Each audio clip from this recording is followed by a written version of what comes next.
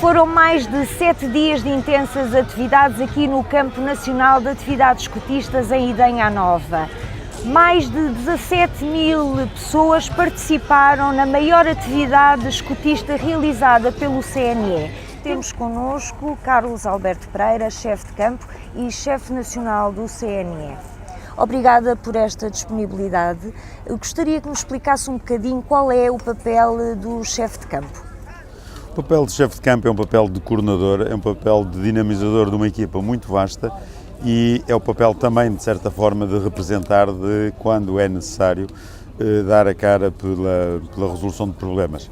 É um papel, estou convencido que o mais fácil de todos, todas as outras pessoas constroem de facto este evento, que é um evento monumental.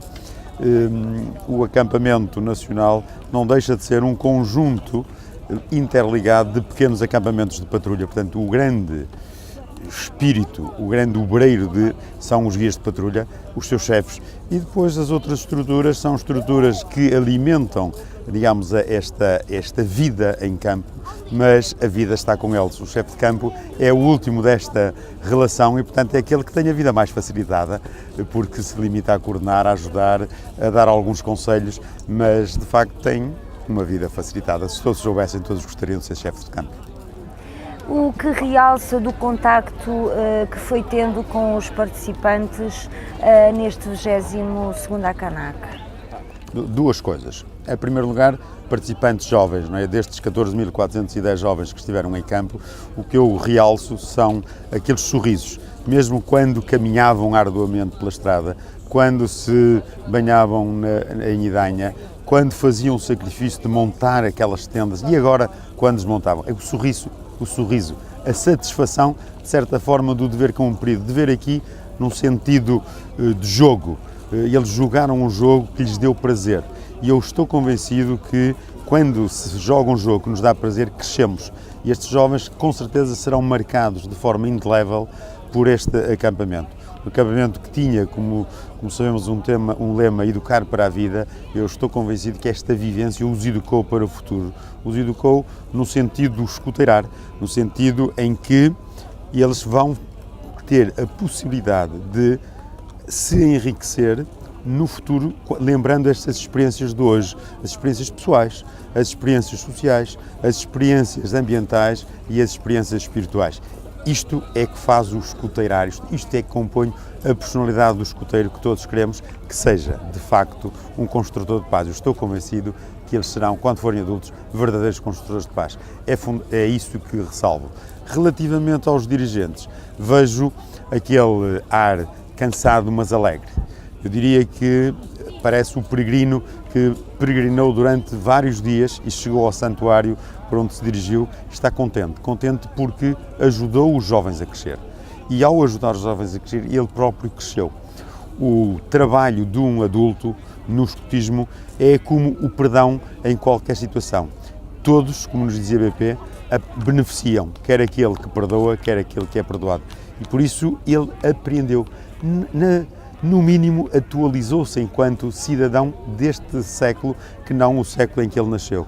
E é esta satisfação do ver os jovens crescerem que eu gostava de ressalvar, naturalmente com um abraço muito grande, um sentimento de agradecimento enorme pelo trabalho que fizeram. Foi um trabalho notável, sem o qual nada disto seria possível.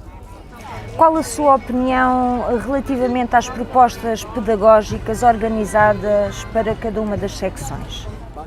Bom, as propostas pedagógicas que tivemos neste acampamento decorrem do projeto educativo que o CNE construiu e da oferta educativa que tem. Não deixa de ser interessante porque este é o primeiro acampamento nacional que se faz após a reformulação do programa educativo e por isso quisemos aqui testá-lo, mas quisemos também divulgá-lo.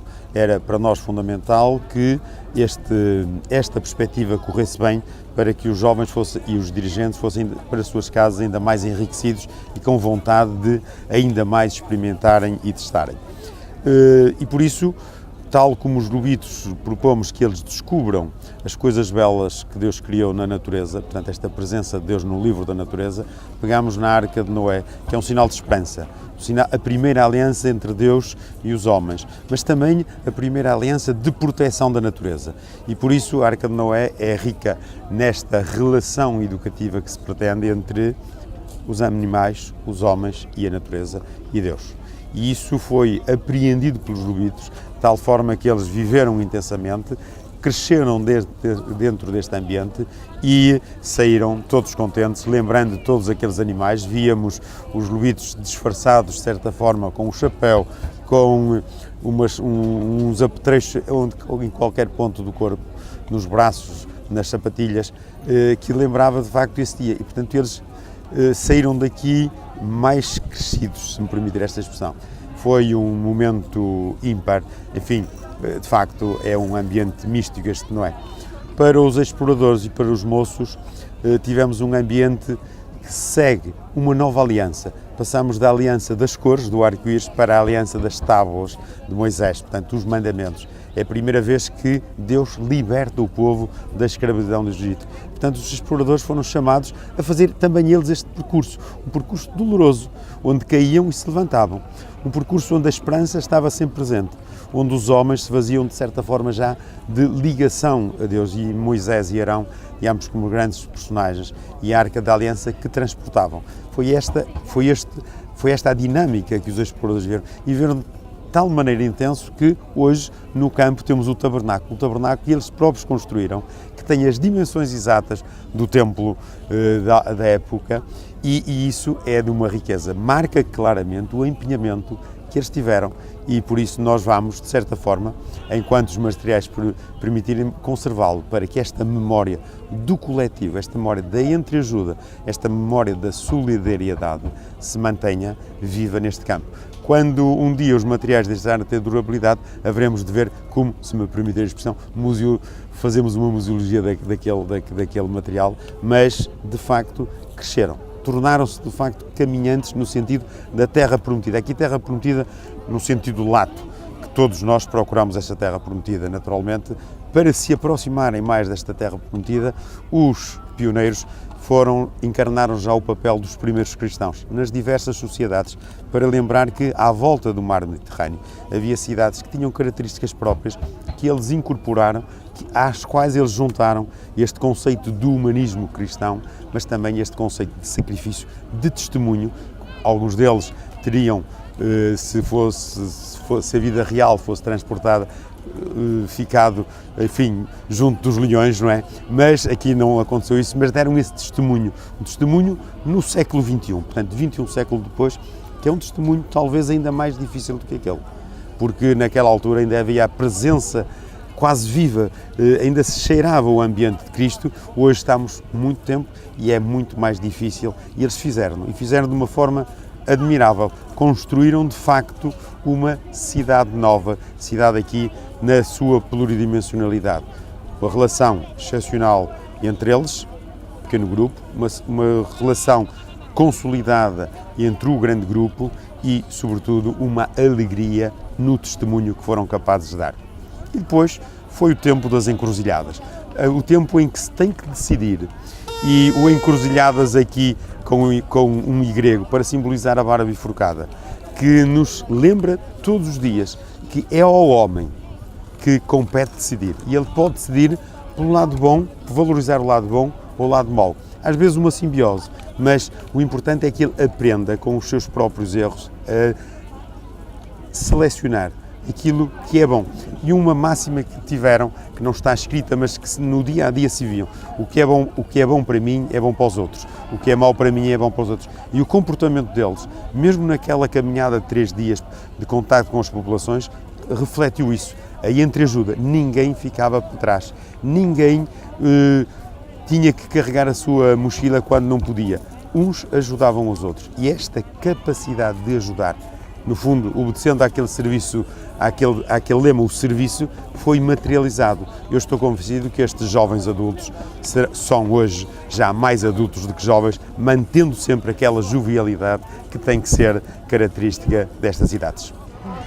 Que que ajustes foram necessários fazer para que o Campo Nacional de Atividades Escotistas pudesse receber estes 17 mil participantes? Bom, como sabe, quando nós casamos, basta-nos um T1. Quando temos o primeiro filho, temos que acrescentar um quarto, o segundo, outro quarto, não é? E o campo aconteceu assim. Nós tínhamos este campo preparado há 5 anos atrás para cerca de, números redondos, 10 mil escoteiros, e passámos para 17.100. E, portanto, tivemos que acrescentar ao T1 que tínhamos mais 2 ou 3 lugares. E isso foi o que foi preciso. Tivemos que ampliar substancialmente a rede de esgotos, ampliar a rede de distribuição de água, ampliar a capacidade de armazenamento de água e, sobretudo, tivemos que ampliar a receptividade das populações. O concelho de Idanha cresceu 177%. É muita gente e, portanto, num concelho que se caracteriza pela qualidade de